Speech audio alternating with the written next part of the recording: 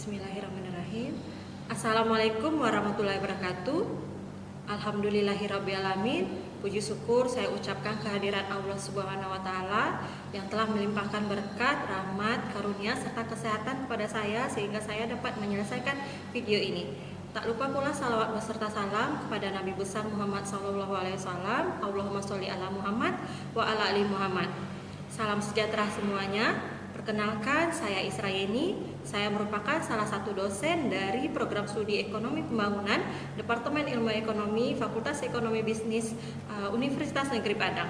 Pada kesempatan kali ini, saya akan menyajikan video pengajaran di mana video ini merupakan pernyataan diri dosen unjuk kerja Tridharma Perguruan Tinggi pada bidang pengajaran yang disingkat dengan PDD UKT PT bidang pengajaran. Video ini merupakan syarat untuk mengikuti sertifikasi dosen, di mana mata kuliah yang akan saya ampu adalah mata kuliah Ekonomi Sumber Daya Manusia, yang singkatannya adalah SDM. Mata kuliah SDM ini merupakan mata kuliah wajib yang memiliki beban 3 SKS, di mana 2 SKS terdiri dari teori dan 1 SKS merupakan praktek. Mata kuliah ini biasa diambil oleh mahasiswa pada semester 3. Ekonomi Sumber Daya Manusia membahas tentang pemanfaatan sumber daya manusia secara efektif, secara konsep dasar ekonomi sumber daya manusia yang berkaitan dengan pembangunan ekonomi. Mata kuliah ini menggunakan penerapan teori ekonomi mikro untuk menganalisis pentingnya permintaan dan penawaran tenaga kerja di dalam suatu negara untuk penyusunan kebijakan dalam bidang ekonomi ketenagakerjaan. Perkuliahan ini memiliki 16 kali pertemuan, di mana dari 16 kali pertemuan tersebut 14 kali pertemuan perkuliahan dan 2 kali pertemuan ujian tengah semester dan ujian akhir semester. Pada mata kuliah Ekonomi Sumber Daya Manusia memiliki tujuan agar mahasiswa mampu menganalisis masalah ketenaga kerjaan secara kritis dan berbasis data, lalu merumuskan solusi dan kebijakan yang relevan, serta mengembangkan pola pikir sistematis dalam menghadapi tantangan pembangunan sumber daya manusia di Indonesia. Materi pembelajaran mata kuliah SDM ini terdiri dari yang pertama konsep dasar ekonomi sumber daya manusia, yang kedua penduduk dan angkatan kerja, yang ketiga adalah penawaran tenaga kerja jangka pendek, yang keempat adalah penawaran tenaga kerja jangka panjang, yang kelima permintaan tenaga kerja, yang keenam elastisitas permintaan tenaga kerja, yang ketujuh interaksi permintaan dan penawaran tenaga kerja, yang kedelapan migrasi, yang kesembilan human capital, yang ke-10 diskriminasi pasar tenaga kerja, yang ke-11 pasar tenaga kerja internal serta keterkaitan upah dan masa jabatan, yang ke-13 serikat pekerja, lalu yang ke-14 adalah pengangguran, yang ke-13 adalah pengangguran, dan yang ke-14 adalah ketimpangan pendapatan. Sistem mata kuliah SDM ini digunakan secara sinkronus dan asinkronus. Perkuliahan yang dilaksanakan secara sinkronus pada mata kuliah SDM dilaksanakan secara langsung di dalam kelas atau real time atau menggunakan platform Zoom Meeting dan Google Meeting. Perkuliahan ini yang dapat juga dilaksanakan secara asinkronus melalui forum diskusi, pengiriman tugas, pembuatan video seperti tugas case method melalui LMS Universitas Negeri Padang. Kemudian metode pembelajaran ada ceramah. Pada sesi ceramah, dosen akan memberikan konsep dan pengetahuan terkait mata kuliah sesuai dengan FPS. Lalu diskusi, memfasilitasi pemahaman yang lebih mendalam tentang materi perkuliahan, pengembangan kemampuan berpikir secara kritis, melatih keterampilan komunikasi, serta mempererat hubungan antar mahasiswa. Lalu ada tanya jawab, yang tanya jawab ini untuk pemecahan kasus atau case method. Ini meningkatkan pemahaman mahasiswa terkait materi serta mendorong keaktifan mahasiswa di dalam kelas, serta melatih kemampuan berpikir mereka secara aktif dan secara kritis, serta memfasilitasi umpan balik antar mahasiswa. Dan yang terakhir adalah tugas, yaitu melatih diri mahasiswa untuk bekerja keras, manajemen waktu, dan kedisiplinan.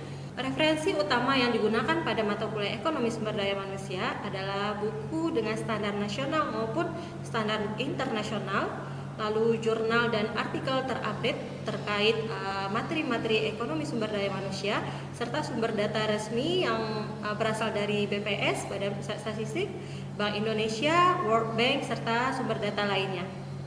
Evaluasi hasil pembelajaran SDM ini terdiri dari case method, yaitu penugasan dan diskusi, itu adalah 50%. Lalu ujian tengah semester adalah 20%, ujian akhir semester 20%, serta kuis sebesar 10%.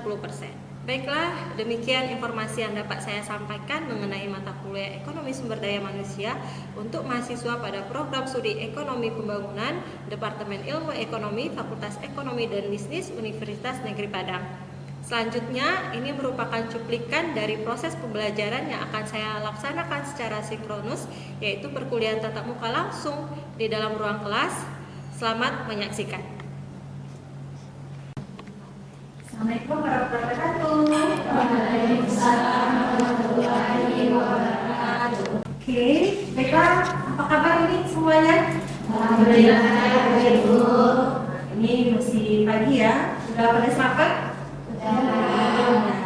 Nah, sekarang kita masuk di penghujung nih. Kita udah masuk pertemuan 14, penghujung perkuliahan kita, 15 materi, lalu 16 kita di akhir semester.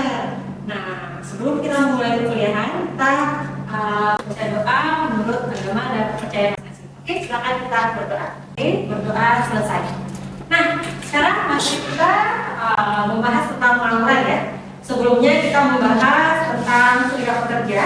Nah, ada yang bisa Pak menjelaskan sama Ibu overview dari materi sebelumnya? Oke, ya, Fauzia ya. Fauzia? Serikat Pekerja atau yang biasa disebut dengan SB sebagai organisasi yang didirikan oleh pekerja untuk melindungi, memperjuangkan, dan meningkatkan kesejahteraan anggotanya, baik secara ekonomi maupun sosial. Yang kedua, menyelesaikan, dan yang terakhir menyediakan perlindungan. Semuanya pada ingat ya review materi kita pertemuan kemarin, karena sekarang sudah pertemuan ke-14, jadi saudara harus belajar nih materi sebelumnya untuk persiapan UAS kita 2 minggu lagi ya. Nah, sekarang kita akan masuk materi tentang pengangguran. Tahu? Oke. Mana seseorang sedang mencari kerja atau siap bekerja saat ada tawaran pekerjaan. Menurut International Labour Organization, seseorang dikatakan pengangguran dengan kriteria: 1. Tidak bekerja selama minggu survei, 2. Sedang mencari pekerjaan, 3. Siap menjalankan pekerjaan dalam waktu dekat. Dan di Indonesia definisi pengangguran merujuk pada standar ILO lagi. Oke, baiklah. Sepertinya sudah belajar ya, kakak sudah tahu apa itu yang dimaksud dengan pengangguran. Oke, kita langsung saja. Jadi ada 3 konsep yang akan kita bahas ya. Agenda kali ini yaitu membahas yang pertama konsep pengangguran, lalu kita akan membahas jenis-jenis pengangguran, lalu yang terakhir kita akan membahas penggunaan tenaga kerja dan pengangguran sebagai penampilan ekonomi. Nah, itu agenda yang akan kita bahas pada pertemuan ke-14 kali ini. Nah, sekarang learning outcome yang akan kita jelaskan. Yang pertama yaitu mahasiswa mampu menganalisis konsep pengangguran. Jadi artinya saudara harus paham, apalagi mahasiswa ilmu ekonomi ini ya, harus paham apa itu pengangguran. Lalu mahasiswa mampu menjelaskan jenis-jenis pengangguran. Mahasiswa mampu mengetahui terjadinya pengangguran karena perubahan dalam permintaan agregat, serta mahasiswa mampu menjelaskan penggunaan tenaga kerja dan pengangguran sebagai penampilan ekonomi. Apalagi anak ilmu ekonomi kebanyakan yang konsentrasi SDM, konsentrasi perencanaan publik, itu mereka banyak membahas tentang pengangguran. Nah, ini topik yang sangat penting ini ya bagi saudara-saudara pahami, apalagi kita program studi ilmu ekonomi ya. Oke, metode pembelajarannya ada perkuliahan secara tatap muka, lalu ceramah yang Ibu sampaikan, nanti kita ada diskusi dan tugas kelompok nanti ya. Terakhir sesi akan Ibu jelaskan apa itu tugas kelompok yang berkaitan dengan case method kita. Nah, oke, sekarang kita masuk terlebih dahulu pengertian dari pengangguran. Tadi sudah dijelaskan oleh teman-temannya ya. Teman-temannya tadi menjelaskan bahwa pengangguran itu adalah kondisi di mana orang dia ingin mencari pekerjaan. Nah, orang ini siapa ini? Orang tersebut adalah orang-orang yang masuk dalam angkatan kerja. Angkatan kerja itu adalah ya usia berapa? 15 sampai 64 tahun. Nah, itu tanya nih saudara, usia 15 sampai 64 tahun nggak? Iya. Masuk angkatan kerja nggak? Iya. Saudara menganggur nggak? Iya. Tidak, saudara tidak menganggur karena tujuannya apa? Tujuannya mencari kerja, enggak kan? Tujuannya adalah untuk kuliah. Jadi tujuan saudara bukan untuk mencari kerja. Jadi yang orang menganggur itu adalah usia kerja di mana usia kerjanya adalah 15 sampai 64 tahun dan dia mencari pekerjaan, bukan kuliah ya. Jadi dia adalah tujuannya untuk mencari pekerjaan. Nah, jadi di sini dia usia angkatan kerja bisa disingkat dengan AK. Nah, ini usianya 15 sampai 64 tahun. 64 tahun ini banyak nih. Jadi angkatan kerja ini dia terdiri dari bekerja dan bukan bekerja atau menganggur. Nah, jadi saudara kan masuk ke kategori ini. Jadi saudara itu adalah masuk kategori usia kerja, tapi bukan dalam kategori angkatan kerja, bukan mencari kerja. Tujuannya bukan untuk bekerja, tujuannya bukan untuk mencari kerja, tapi tujuannya adalah untuk kuliah. Jadi saudara masuk kategori bukan angkatan kerja ya. Jadi mahasiswa bukan angkatan kerja namanya, tapi dia masuk kategori usia kerja. Oke, itu pengertian pengangguran ya. Lalu secara konseptual pengangguran. Nah, oke, sebelum masuk ada yang tahu nggak jenis-jenis pengangguran yang akan kita bahas sekarang? Jenis-jenis pengangguran ini ada 3. Yang pertama pengangguran friksional, yang kedua pengangguran struktural, dan yang ketiga pengangguran signifikan. Oke, itu jenis-jenis pengangguran yang umum ya. Yang akan kita bahas sekarang adalah pengangguran friksional, pengangguran struktural, serta pengangguran yang karena kurangnya permintaan agregat. Itu yang akan kita bahas sekarang. Jadi di sini secara konseptual kita akan membahas 3 jenis pengangguran. Pengangguran sukarela. Jadi artinya nanti saudara kuliah, sekarang kuliah, lalu saudara lulus. Nah, ketika saudara lulus, saudara masih proses tahap mencari kerja. Berarti saudara sudah masuk ke dalam angkatan kerja ya, sudah masuk ke dalam angkatan kerja, di mana angkatan kerja itu terdiri dari bekerja dan bukan bekerjanya adalah lagi kita bahas sekarang. Dan saudara kondisinya di sini adalah menganggur dan proses pencarian kerja, di mana misalnya sekarang saudara lulusan ilmu ekonomi, ya, misalnya ini si Rani dia lulusannya ilmu ekonomi. Terus ini ada PTA, dia menyediakan yang lulusan ilmu ekonomi juga. Nah, cuma saudara ini baru lulus nih, terus saudara mikir, saya kan baru lulus, udahlah nanti aja lah dari kerjanya, prestasi saudara lebih tinggi nih sekarang. Gengsinya lebih tinggi. Saya S1, saya lulusan ilmu ekonomi. PT ini menyediakan dengan lulusan ekonomi, tapi saudara pengen upah yang lebih tinggi. Misalnya saudara pengennya bekerja di BI atau pengen kerja di BUMN dan yang lainnya. Nah, saudara rela nih menganggur dulu untuk mendapatkan. Jadi ini BI buka lowongan, tapi yang dibutuhkan adalah lulusan akuntansi.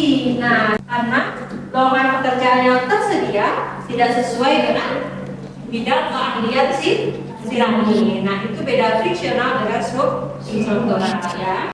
Jadi pengangguran friksional tadi sudah dijelaskan. Nah, di sini ada lagi. Nah, industri A ini yang bekerja di industri A ada di jurusan ilmu ekonomi, jurusan teknik, pokoknya berbagai macam jurusan ada di sini nih, yang ada di jurusan A. Nah, dari awalnya perusahaan industri A mempekerjakan permintaan tenaga kerjanya, ya, KMPT-nya, value marginal-nya adalah sebesar A ini, sebesar A, permintaan tenaga kerjanya sebesar A. Namun di industri A terjadi PHK, penurunan jumlah tenaga kerja. Nah, jumlahnya ini jumlah tenaga kerjanya sebesar B. Nah, dia membutuhkan informasi ini karena di dalam pengangguran friksional si tenaga kerjanya tidak memiliki informasi yang sempurna ini. Jadi dia tidak memiliki informasi yang tidak sempurna. Artinya membutuhkan waktu untuk si tenaga kerja dan perusahaan untuk mempekerjakan si tenaga kerja di industri B. Nah, proses pencarian kerja yang menganggur ini, yang katakanlah dia menganggur jurusan kita yaitu jurusan ilmu ekonomi, proses mencari kerja ini disebut dengan pengangguran friksional. Jadi dia akan mencari pekerjaan, lalu ternyata ada nih industri B. Industri B dia sudah bekerja di industri A, proses pencarian cocok dia ternyata di industri B.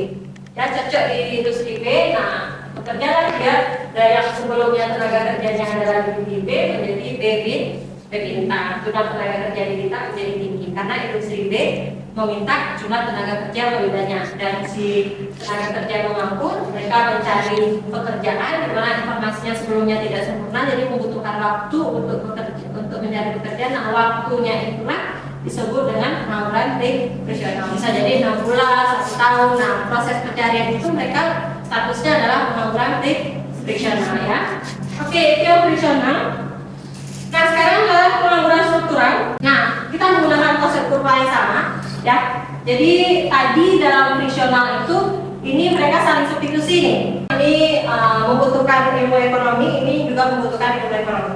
Nah, sama ya, Ibu menjelaskan dengan kurva yang sama untuk struktural. Tapi di sini Ibu gambarkan saja. Ini titik A1, ini A2, ini B1, ini B2. Nah, tadi sama ya konsepnya. Ini menganggur nih, menganggur. Apa? Karena si industri A tadi mem-PHK jumlah tenaga kerja sebanyak, anggap ini 100 orang ya. Kita anggap ini 100 orang.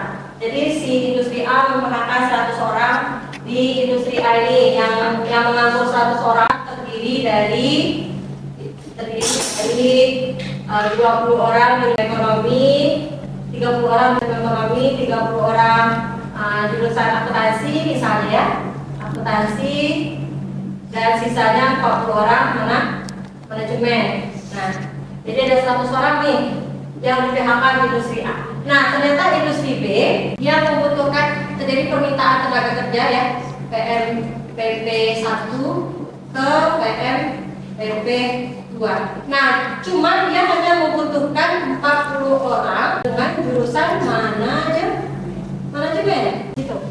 Jadi hanya membutuhkan 40 orang yang jurusan manajemen. Nah, orang-orang yang menganggur 100 orang ini dia akan mencari pekerjaan ke industri-industri lain. Nah, ketemulah industri B. Namun di industri B ternyata membutuhkan hanya si manajemen saja. Nah, si IE sama akuntansi gimana? IE sama akuntansi tetap menganggur. Nah, 30 orang IE dan 30 orang akuntansi ini disebut dengan pengangguran perusahaan ya. Oke. Nah, ini tingkat pengangguran alamiah. Tadi sudah Ibu jelaskan ya. Tingkat pengangguran alamiah itu sendiri apa? Jadi di sini ada perdebatan nih. Ada perdebatan antara si Keynes dengan si Klasik ya. Nah, di sini si Keynes, si Klasik menjelaskan ada perdebatan antara ekonomi klasik dan Keynes mengenai full employment. Nah, si Klasik menjelaskan bahwa perekonomian itu berada pada kondisi full employment. Nah, artinya tidak ada orang yang menganggur. Sangat tidak mungkin terjadi di negara maju, apalagi negara kita, negara Indonesia yang jumlah penduduk banyak dan angka pengangguran kita tinggi. Nah, itu tidak sulit terjadi di negara berkembang. Itu hanya bisa terjadi di negara maju yang tenaga kerjanya sedikit, tapi lapangan pekerjaannya banyak, ya. Nah, yang full employment yang si Klasik menjelaskan ini dibantah oleh si Keynes. Si Keynes bilang bahwa di dalam suatu negara itu pasti kurang permintaan agregat di dalam perekonomian, gitu, ya. Artinya pasti ada orang yang menganggur. Kata si Keynes, dibantah oleh si Keynes, terutama negara seperti negara kita, negara Indonesia nomor 4 terbesar jumlah penduduknya di dunia ya. Jumlah penduduk di dunia nomor 4, lalu jumlah penganggurannya juga termasuk kategori tinggi. Nah, si Keynes membilang seperti itu. Jadi suatu negara itu pasti tidak bisa full employment, artinya pasti ada yang menganggur. Nah, jadi ada perdebatan antara si Klasik dengan si Keynes mengenai kondisi full employment ya. Oke, sekarang kita lanjut ke perubahan dalam permintaan agregat. Yang pertama, merosotnya permintaan agregat. Nah, kita langsung ke kurva ya. Jadi di sini adalah kondisi awal sebelum terjadinya pemerosotan permintaan agregat. Ini sebelum Ibu contohkan sebelum terjadinya COVID. Ya, di sini kondisi awal, kondisi keseimbangan awal sebelum terjadinya merosotnya permintaan agregat. Nah, ketika COVID terjadi, permintaan agregat akan turun nih. Disebabkan karena konsumsi kurang, permintaan kurang, pada akhirnya si perusahaan akan PHK karyawannya, ya, akan PHK karyawan. Nah, karena terjadinya penurunan permintaan agregat, kondisi equilibrium akan turun dari N, ya, N0 ke S1. Nah, yang disebabkan karena terjadinya sini, ya, perubahan investasi yang awalnya C0 tambah G0, lalu permintaan agregat berkurang disebabkan karena perubahan investasi, jadinya penurunan permintaan agregat. Output yang diproduksi secara total itu turun dari YT ke Y1, ya, dari YT ke Y1. Nah, dampaknya apa terhadap pengangguran. Dampaknya adalah pengangguran menjadi meningkat, jumlah orang yang bekerja menjadi turun, pekerjaan menjadi berkurang nih tenaga kerja. Yang satu, karena konsumsi turun, jumlah tenaga kerja bekerja menjadi turun. Akhirnya apa? Akhirnya pengangguran menjadi meningkat. Jadi artinya Y turun, jumlah tenaga kerja menjadi turun, terus pengangguran meningkat ya, pengangguran meningkat gitu. Nah itu penyebab karena merosotnya permintaan agregat. Oke, sekarang kita langsung hubungan antara tenaga kerja yang menganggur, penggunaan tenaga kerja dan pengangguran sebagai penampilan ekonomi. Kita melihat hubungannya dengan kurva Phillips ya. Yang akan kita bahas sekarang hubungan Phillips dalam jangka pendek. Ini adalah kurva Phillips ini menjelaskan hubungan antara tingkat pengangguran dengan inflasi. Nah, ada yang tahu nggak apa hubungan inflasi dengan tingkat pengangguran?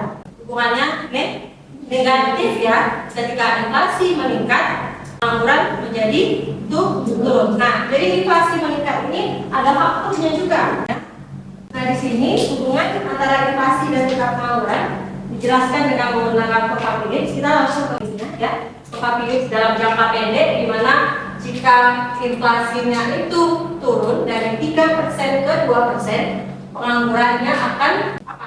Jadi jika inflasi mengalami penurunan, tingkat pengangguran akan meningkat. Sebaliknya, jika inflasi mengalami peningkatan, pengangguran akan turun. Jadi hubungannya negatif ya.